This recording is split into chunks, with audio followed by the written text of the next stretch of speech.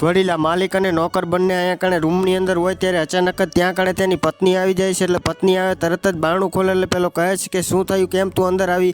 ત્યારે પેલી કહે છે કે કંઈ નહીં, તમે શું કરો? ત્યારે પેલો કહે છે કે કંઈ નહીં, હું તો અહીંયા કણે રૂમની અંદર સૂતો છું, બોલ તારે શું કામ છે, કંઈક કામમાં આવી છો તું?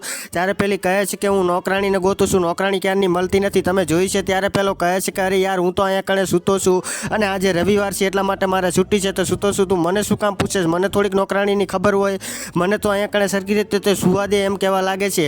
ત્યારે પેલી કહે છે કે ઠીક છે ચાલો હવે હું બહાર જાઉં છું ને એમ કહીને તરત જ આરી બહાર આવતી રહે એટલે પેલે નોકર ઊભો રાખે છે અને કહે છે કે મારે તમને કંઈક કહેવું છે। ત્યારે પેલી કહે છે કે શું કહેવું છે? ત્યારે પેલો કહે છે કે તમારી જે નોકરાણી છે ને એ તમારા પતિ ભેગી સૂતી છે, તમારે જો તમને વિશ્વાસ ન આવતો હોય ને તમારા બેડરૂમની અંદર જ સૂતી છે। ત્યારે પેલે કહે છે કે શું બકવાસ કરે છે તું, તને ખબર છે મારા પતિ ભેગી થોડી નોકરાણી હોય, અત્યારે હું જોઈને આવી છું ને તું કેસ ભેગી સૂતી છે?